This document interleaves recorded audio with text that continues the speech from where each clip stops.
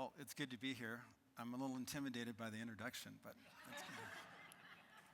Give me a second to get situated here.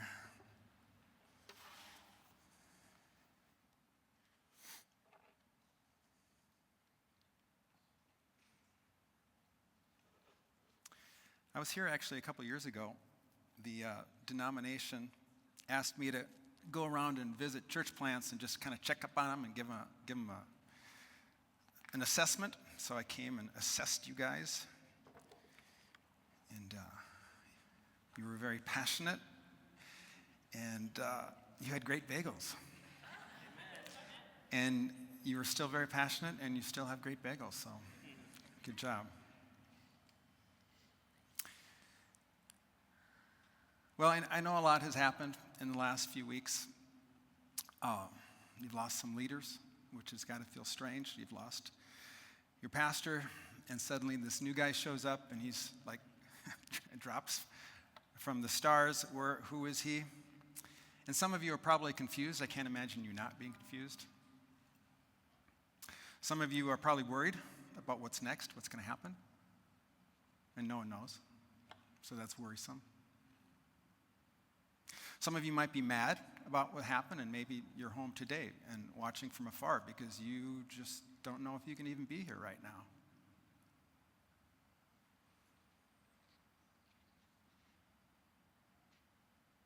And I just want to let you know that whatever you feel is totally valid, because what you're experiencing is grief. Whenever you experience a loss, grief is the natural thing to follow it. And a lot of us don't understand grief. And so it's never been explained to us. We've never worked through it. But it's kind of like being thrown into a tumbler or a dryer that just, and you never know what's next. Every day, every minute can literally be different. And you might even be happy sometimes in the midst of all that, and then you feel guilty for being happy because why am I happy when I'm experiencing this huge loss? So it's very confusing. And I just want to let you know that I've been walking with God for a little while now. And I've walked through some hard times, and some of those times I'm going to talk about this morning. And you know, every hard time I came out of it. Every hard time God met me. And every hard time as I look back, I went, you know, I think I'm a better person for having gone through that hard time.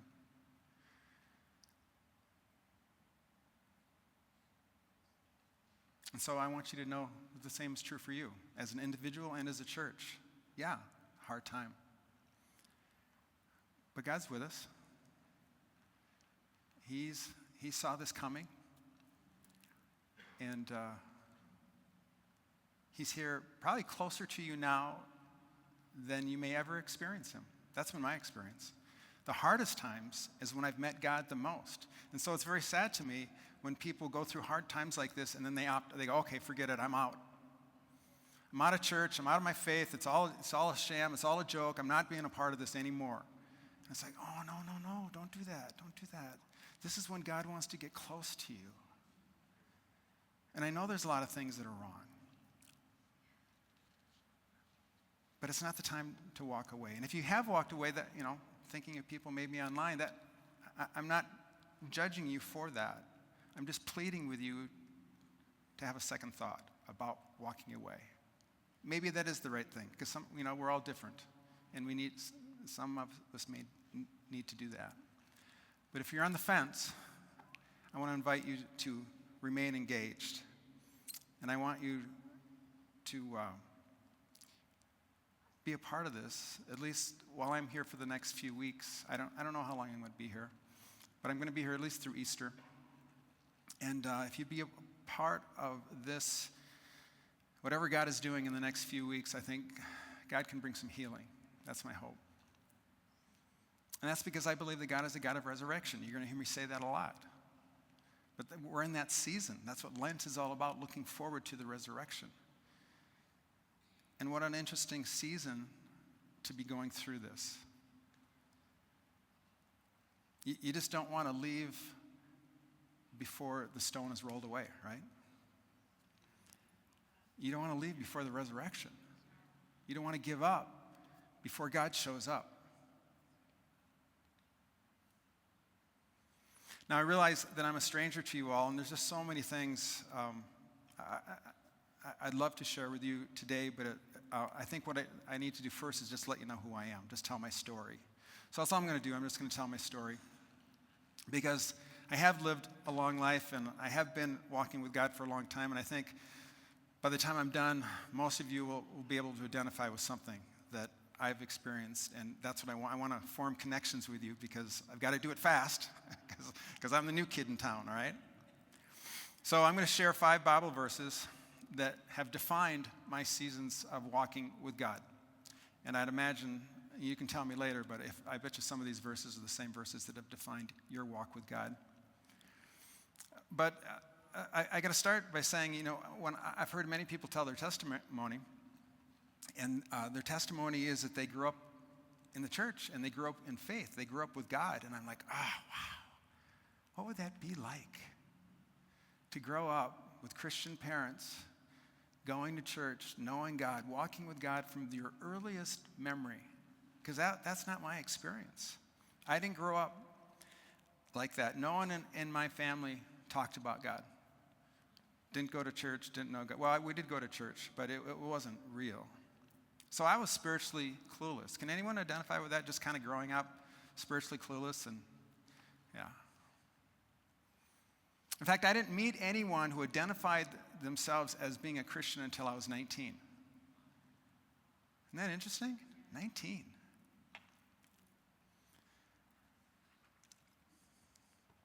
Or if they did, I was clueless. And that could very well be the case, that I just missed it. Went right over my head.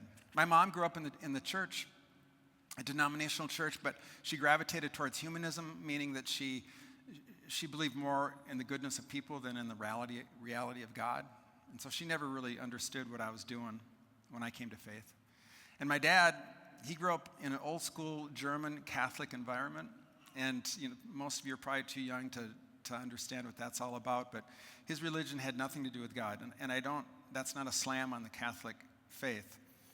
So I'm not talking about that, but he grew up in the Depression era, back in the 1930s, back in the 20s and 30s, in rural Iowa, where being Catholic was just part of who you were. It was part of your identity, like being a German or being a farmer. You were a Catholic, and you didn't associate that with God. You just associated that with who we were, right? You knew that you weren't a Lutheran, right? So my dad went to Catholic church for 12 years, and his attitude was that he served his time. He literally told me that. He said, Remy, I served my time, and if that's not good enough for God, then I don't want to go to heaven. It's like, wow. It's like a jail sentence. So that's how you see that. So as you can imagine, I didn't grow up with a great faith or church experience. In fact, we quit going to church when I was 10, and I think that's kind of early to go through, but they pushed me through, and I was the last of 4 kids, and so I got confirmed early, and that was fine by me because I didn't like church. I thought church was boring. I never understood the rituals or the sermons. In fact, I'm old enough that when I was very young, that the Catholic Mass was still in Latin, okay? So talk about not understanding. I mean, it's a different language. So it just seemed like people were going out of obligation, and it wasn't life-giving. And I thought, if anything should be life-giving on this planet, it should be church. But I didn't see that. It wasn't until high school that I gave God or Jesus much of a thought. I had a friend who read a book. Some of you that are old enough, The Late Great Planet Earth. It's kind of a book about Jesus and prophecy in the Bible, and he thought it was cool, and so he shared it with me, and I thought it was cool, and it didn't do anything for me, but I thought it was interesting, and it gave me just a little bit of an interest in the Bible and Jesus, and I think maybe that's where my process of coming to faith started. And then finally in college, like I mentioned, I did meet someone who was a real Christian. It was a girl. I dated her briefly, but she helped point me in the right direction, and I saw her living a life that was after God. And then at the time I was going to the University of Minnesota. That's where I graduated, and I saw these Bible studies that were advertised with InterVarsity Christian Fellowship. And I looked at that ad probably for a year before I finally went. And then I went, and boy, something about that Bible study, God opened my eyes. I had read the Bible, on and off throughout my life, but it never made any sense. But when I joined that Bible study, it was just like God gave me some spiritual glasses. And the Bible came alive, and I went, oh my gosh, this makes so much sense, and I see who God is, and I see how it's going to change my life. And so I redirected all my energy into following Jesus during college. And it came in a really good time because I was pretty lost. I was in high school, I just followed the crowd. I got into using drugs and selling drugs. I got arrested for selling drugs. It was just a huge waste of time. If I could go back, if the question was, is there any time in your life when you would like to go back and relive it? High school for sure. I was a big idiot, okay? But when I went to college, I lost that whole crew of friends, which was a good thing. And so I had a chance to start over. I had a new beginning. But I didn't know where to go. I didn't know what to do. I didn't know how to live my life. I lacked a lot of direction. I lacked purpose. And I was super insecure. But then through that process, I did come to know Jesus, and it changed everything. It changed everything for me. And the first Bible verse here that really captured me is in Proverbs. This is often quoted. Proverbs 3, 5, and 6. Trust the Lord with all your heart, and don't depend on your own understanding. Remember the Lord in all that you do, and he will give you success. Those verses were like my mantra for the first 2 years of my faith. I just quoted that to myself all the time. I used to worry a lot about my classes or my relationships or about my future. And whenever those fears came up, I just quoted this verse. And I just tell myself, Remy, just trust in the Lord. Put him first, and it's going to work out. You just got to trust that. And that surprisingly helped. It calmed me down. And I always felt like God would show me what to do if I just asked for his help and I committed myself to put him first in my life. And that's really been true all my life. I might not have all the answers, but I have this inner confidence that things are going to work out because God is walking with me. As long as I hold on to his hand, I can go through some hard times, but I'm going to come out okay. In fact, confidence is one of the big changes in my life, going from being insecure to having a sense of confidence that it's going to be okay. About that same time, I started going to church, and it was a church that preached the Bible, and it was a very passionate church like this, a charismatic church. And I left every Sunday with new direction on how to live my life, which was like, wow, no one ever talked to me about these things before. So I look forward to church all the time. It was like a personal coaching session. I left with an action plan of how to improve my life and my relationships and my relationship with God, and it was exciting. And I looked forward to it. I couldn't wait to get to church. And one Sunday they said that there was going to be a baptism, and I didn't really know what a baptism was, but it sounded cool, and it sounded like it was something that you do when you're excited about Jesus. So I did it, and I learned out later what it really meant, but it didn't matter at the time because I knew it was a turning point for me.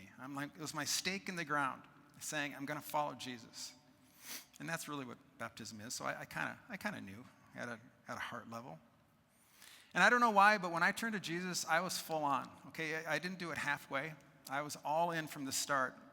And I think my faith was fanned into a flame by a couple authors. And they're old-time authors, so a lot of you may not recognize them. But one was a Chinese man by the name of Watchman Nee. And he wrote a book called The Normal Christian Life. And the book is based on the book of Romans in the New Testament. And so here's the second verse that really shaped my faith. It says this in Romans 6 and 7. It says, we know that our old life died with Christ on the cross so that our sinful selves would have no power over us and we would not be slaves to sin. Anyone who has died is made free from sin's control. So he takes the whole book to kind of flesh that out. And that book convinced me that the normal Christian life was a life that was free from sin. And I don't mean that we don't sin. I'm not saying that. So hear me on that. But it means that we don't have to be controlled by sin, okay? And instead of being controlled by our personal desires, we're now able to be controlled by the Spirit of God, which can give us power over sin. So Jesus gave us the power to live new lives, and we can overcome our habits and our addictions. And that was like so empowering to me, like, wow, really? Watchman Nee said this. He said, we think of the Christian life as a changed life, but it is not that. What God offers us is an exchanged life, a substituted life, and Christ is our substitute within. In other words, Jesus didn't come to change us from the outside. He came to live his life through us on the inside. We give up living our life in exchange for God giving us his life. Pretty good deal. Pretty good deal. We give him our brokenness. He gives us his wholeness. And that thought was revolutionary to me. Another author I enjoyed was Oswald Chambers, and he wrote the devotional, My Utmost for His Highest. Actually, his wife did. She put all that stuff together, if you know the devotional. And God used this book kind of to mentor me, really significantly in my early days. It's just one day after the next, just short little readings. But he often used this phrase, reckless abandonment. Reckless abandonment to Jesus. Let me read to you one of the things he said on June 13th. The believer realizes that it is God who engineers their circumstances in life. Consequently, they don't whine about their life, but recklessly abandon themselves to Jesus. And that phrase, recklessly abandon themselves to Jesus, just rang in my ears. It was always a challenge to me. Remy, are you recklessly abandoning? Are you willing to recklessly abandon yourself to Jesus? So whenever I was tempted to compromise my faith or to complain about my circumstances, I thought about that. And I'd remind myself that my life was no longer my own, that my life was dedicated to following Jesus. And sometimes it's not always going to be easy. And those are the times you have to abandon yourself to the will of God. Well, my church experience started out really well. It was a great church initially, but it turned sour over time. And I attended 2 churches, and they both failed me. In the first church, the pastor committed adultery, and the church blew apart to the 4 winds. It was a huge church, and went to the 4 winds. Doesn't exist today. In the other church, the pastor was very controlling. Spiritually abusive, I would call it now. I talk about it in one of my books. So my wife and I decided it was time to quit church. We gave up on church. We didn't give up on Jesus, but we gave up on church because there had to be something wrong with it. There was something fundamentally, in our opinion at the time, there must be something fundamentally wrong with the institution of church that can allow such behavior to exist, especially among the leadership. And which was very sad because those churches meant a lot to us. Well, we knew 2 other couples who were searching and wanted something deeper in their life. They were dissatisfied as well. So we thought, this is it. We're going to live in community, okay? We're going to all come together in community. And I think we thought that was going to solve our church problems, okay? I mean, surely with only 6 of us, we could figure it out, right? I mean, how hard is it to love each other and to love God? Well, we were about to find that out. So with great wisdom, we bought a farm and moved to Wisconsin. And we went to the farm thinking that we were going to establish some kind of Christian utopia, of course. We were going to do it in a way that no one else could do it for 2,000 years. So we were going to love each other, and we were going to serve other people, and we were going to show people how to live out this faith in a way where you didn't really need church. And we're going to do church on our home, have meetings on our home, and we thought that other people would see what we're doing and go, this is amazing. We want to join you. Well, as you can guess, it didn't work out so well. It lasted 7 years for me. One of the couples, they were out within 2 years. You see, we ended up working harder than we had ever worked in our lives. If anyone here from a farm background? Oh, there are a few people. See, when I talk in Wisconsin, it's like a lot of people. So we became poorer than we'd ever been before in our lives. And instead of a Christian utopia, we rarely even saw each other, right? Because we were too busy working. And when we did get together, there was this tension in the air that you could feel because someone was always upset about something because someone didn't do something right. And this really confused me because we felt like God wanted us to be there. We felt like he had called us onto that farm, and we prayed a lot about it before. But if God wanted us there, then why was it so hard? And why were we so unloving toward each other? It didn't make sense. Then I came across this verse. So this is my third verse. In Lamentation. It is good for someone to work hard while he is young. He should sit alone and be quiet. The Lord has given him hard work to do. And that caught my attention because I was young and I was given a lot of hard work to do. So I thought I better keep reading and see what this verse has to tell me. So we keep reading, and it says, he should bow down to the ground. Maybe there is still hope. Well, that's good. I need hope. He should let anyone slap his cheek. He should be filled with humility. Well, now that's not sounding so good. But that's exactly how I felt at the time. I felt like I was getting slapped around by life, right? Ever been in a time of life where you just go, I just can't get ahead. Just every time I turn around, I'm just getting slapped back down. But sometimes that's what life does to you. Sometimes life isn't kind. Right? Life isn't always nice, even as a Christian, even with God. So let's keep reading. But the Lord will not reject his people forever. Well, that's good news, because it sure felt like forever on that farm. Although he brings sorrow, he also has mercy and great love. He does not like to punish people or make them sad. Now that might sound like a downer, but it really helped me understand what we were going through on that farm. I felt like God was using that time of hardship to break me of my youthful pride, and I had a lot of it. I didn't realize it at the time.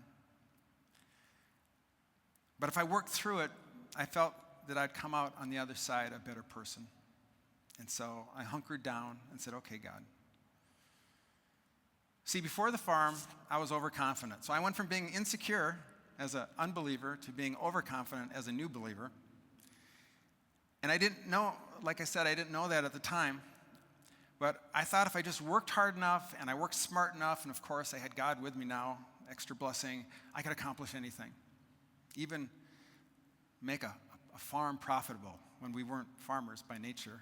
Even, create a Christian utopia. I mean, talk about youthful pride. So God showed me my pride. God wasn't going to bless everything I touched just because I was a Christian. I think that was kind of my mind. And so instead of blessing our farm experience, God actually used it to strip me of not only pride, but many things. Just about everything in my life struggled during those years. My marriage came to the brink during that time. My faith was challenged. Our finances, obviously, we went in the red. And my parenting. I just wasn't around enough to be present with my children. And I think in some ways I still pay for that. Things broke on the farm that I couldn't fix. I just stood there and I go, I don't know what to do. I've never done this before. And animals died, cows died, because I made mistakes that I didn't know enough to make the right decisions. So I can't tell you, there's no words to describe how devastated I was by that situation. I was an utter failure. And maybe you've been in a place like that. Maybe you've experienced that failure that where you just go, didn't see this coming. I don't know how to get out of this. Everything you touch seems to fall apart. Well, I think what God was trying to say to me was, Remy, I'm going to use you. But when I use you, I want you to know that it has nothing to do with you, your brilliance, your skill, whatever you think you've got. I want you to see that it has everything to do with me. So I kind of have to break you down to nothing, so when something is built up, God gets the credit and not Remy. And God made that point painfully obvious to me. Well, so we were broke. I needed a job. I had to get some outside source of income. So the only job I could find, really interesting, I looked for every job possible in western Wisconsin. And the only thing I could find was at a church, a Lutheran church, as their small group director. God has a sense of humor. Because, I joke sometimes that God had to pay me to go back to church because I didn't like church, all right? I had given up on church. I was still stung by my bad experiences. I didn't necessarily think church was a good thing, that it had any value to it. But I needed the money, and they were offering me money to do a job that I knew how to do. But it turned out that that church was my salvation. Because they had 2 Lutheran pastors there, just low-key guys that just loved on me. And we'd have these coffee breaks. They had coffee breaks twice a day for like an hour. I go, you guys work around here? Or do you just sit around and drink coffee and tell stories? But it was great for me because I could come in and I could kind of pour out my farm stories. And they'd kind of laugh and cry with me. They'd go, you did what? And I go, yeah, I don't know what I'm doing. So I would share with them the pains, and they would just accept me and love me and laugh and cry with me. And it really brought about a healing in my heart at the time, and a healing as far as thinking about the church as well. I thought, well, maybe church isn't such a bad thing.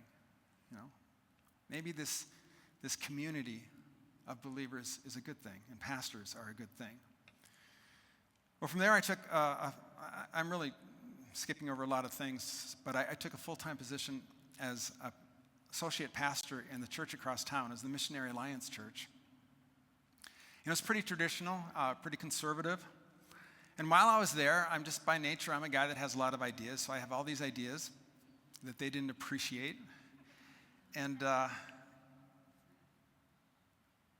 was hard. It was hard for me to share ideas about how to do church differently, and they just wanted to stick to their old ways. When I thought, if we do it this way, the ways that now are accepted all over the place. But at the time, they were novel ideas. And I just didn't know why God would give me all these good ideas and no one wanted them, right? But God used another verse. Here's my next verse for you, and it's in Psalm 34. Trust in the Lord and do good. Dwell in the land and cultivate faithfulness. Delight yourself in the Lord, and he will give you the desires of your heart. Wait for the Lord and keep his way, and he will exalt you to inherit the land. So again, I felt that God just spoke to me through this verse. And it's like he said, Remy, be patient. You just need to be faithful in this church. Just serve them with a good heart. And the things that you desire will eventually come about. Well, I was getting older and older. I'm in my 40s now, and I'm going, okay, God, well, time's happening here. You kind of have this. I'm willing to be patient, but how long do I have to be patient before something better happens? Well, one of my bright ideas was to start a second Alliance church in town, which I thought was brilliant. They thought it was the silliest thing to have a second church in a small town. Like, who does that? And so they said, no, we don't want to do that. And I came back to them, and I said, well, there's a church down the road that is willing to sponsor me to start a church here. Do you mind if I do that with them? And they said, no, that's fine. You can do that with them. As long as we're not involved, that's great. God bless you. So we did. So we went down, and we were right off the freeway. We started a church called Cedarbrook Church. And I've got a picture of that someplace. It's a beautiful church. It grew. We started in a movie theater, and it grew, and it grew, and it grew, and then we bought some land, and then we built this building. And you can see the building off to the right. We purposely built it to look like a lodge, because we wanted people to know that we were doing something different. And it's 14 acres, and it's kind of like a bowl shape. So on one ridge, we have the amphitheater's at the bottom, but this is a concert worship service that we had outside. But it's a beautiful place. And people would stop me all the time and tell me how much the church meant to them, how it had changed their life, how God was doing some great things. And I got to tell you how rewarding that was. And I spent 2 decades confused and disappointed and sometimes just mad about church. It just never seemed to work out for me. I didn't like it. And I thought I was some kind of a misfit and that there was no place for me in the church. And that's why I was willing to quit for so many years. But when we started Cedarbrook, it proved to me that I wasn't crazy, or at least there are a lot of other crazy people like me who wanted to do church in a different way. So to be able to see God raise up this church out of all my confusion and all my sadness and my disappointment has been so encouraging to me. God used all my negative experiences for good. And I'm telling you all this because I want you to understand that even though you're going through a hard time now, and like I said at the very beginning, you might be confused, you might be angry, you might be sad, God sees all that. And God, in this amazing way, can take all of that harshness and hard feelings and bring you through it to do something very beautiful. I want to share one last verse with you. I was reading the Bible one day after we had left the farm, and good things started to happen in my life. Psalm 31 says this, "How great is your goodness, which you have stored up for those who fear you, which you have wrought for those who take refuge in you." And this verse, again, struck me because I used to think that all my years of waiting and poverty and frustration, I thought they were lost years. I thought that my ship had sailed, so to speak. That other people my age, in their 40s, they had pastored churches for 20 years by then, written books, done all kinds of amazing things, and I'm out here on a farm looking at the back end of cows. I'm just going, wow, I think I missed God's goodness. I blame myself a lot for bad decisions. Why did I do this? Why did I do that? Why did I, lots of doubt. But clearly, I didn't miss out on God's goodness. And I felt like God was saying this to me, and I just kind of wrote down what I felt God was saying. God, Remy, you haven't lost out on anything. Your ship hasn't sailed. Your ship is just coming in. Yeah, you've had some hard years, but I was working some things out of you that were broken, and I've been working other things into you that you didn't even have, that you need. And all these years, I've been storing up the goodness that I've had for you. I had this vision of like a storage unit, like a big barn. And when goodness was coming to Remy, he diverted it into the barn. So I was, whatever. Anyways, it didn't make it to me. He put it in the barn. He goes, no, not yet. No, not yet. All through my 20s, all through my 30s, halfway through my 40s, God's putting all the good stuff in the barn. And I'm this sad sack. And God said, I felt God was saying, now I'm bringing it out of storage, and I'm going to bless you. And that's exactly what happened. When we came off the farm and I started that ministry as an associate pastor, and especially when we started the church, ever since then, life's been extremely good for me. And God has just poured out so many ministry opportunities for me, more than I ever imagined, more than I ever dreamed. And I wish I could just convey to you the stark contrast that I feel today between what was and what is. I've gone from extreme failure to extreme blessing. And not only was I able to start and pastor that Cedarbrook church, but I'm able to write a number of books that have helped people. That amazes me. People write me all the time telling me the impact of the books. And I'm like, really? Wow, that's just a privilege. And I've worked, while I was a pastor in Menominee, I was also a spirituality consultant at an addiction treatment center. I'd go in there and teach. So I taught there for 24 years.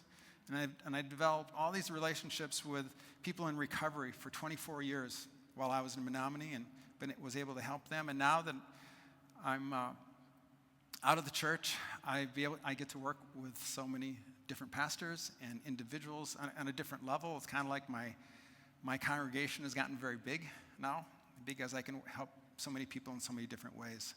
And the thing is, that my point here, it's all to God's credit. It's not to my credit, because that's why I explained all my failures, because I want you to realize that if it was left to me, I'd still be looking at the back end of cows, right?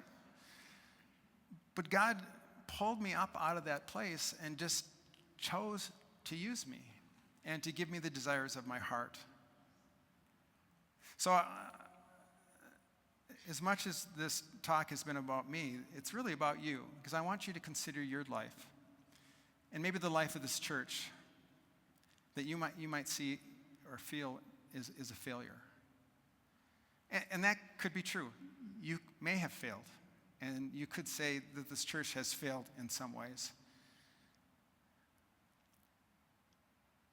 But that's why the Bible tells us to fix our eyes on Jesus. He's not only the author, but he's the finisher of our faith. Which means that God's not through with you. He's not going to let you go.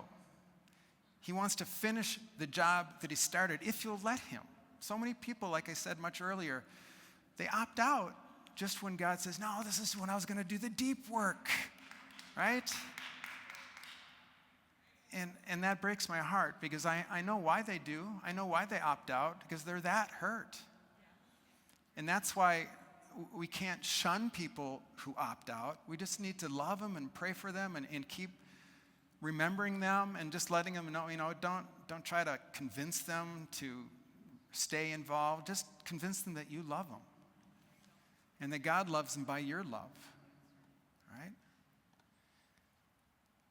Because God wants to finish the job, and he wants to finish the job that he started in this church. It's evident that God has done great things here, right? I'm just walking in as a stranger, and I can just tell by talking to you guys, God's done a great work here. There's something really special about this, so you don't want to lose that. Bad things don't negate the good things, right?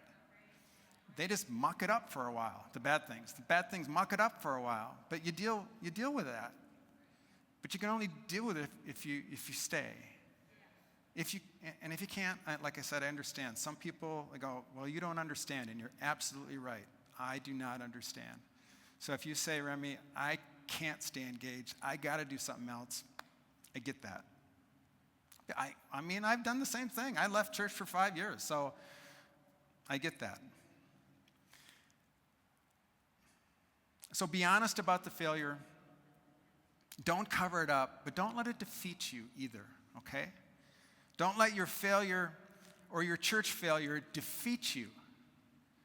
Because if Jesus overcame sin and death, he can certainly overcome your failure, and he can help you to rise again.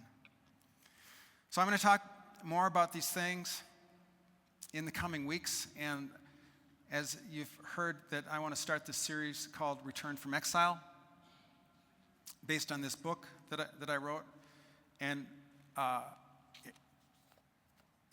this book kind of is rooted in my own exile in life.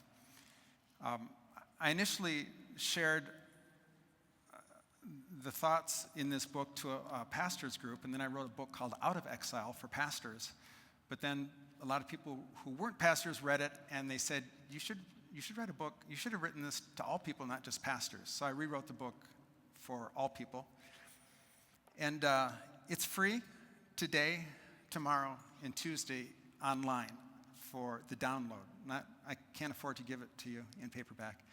But if you download the app, the Kindle app, that's free. And then you go to Amazon, and then you download the Kindle book to your Kindle app, and you can read it right on your phone. So I hope you'll do that. And I'll be talking about that leading us up into Easter. And I put my email up there because I'd love to engage with you, and so feel free to contact me. I'm happy to do that.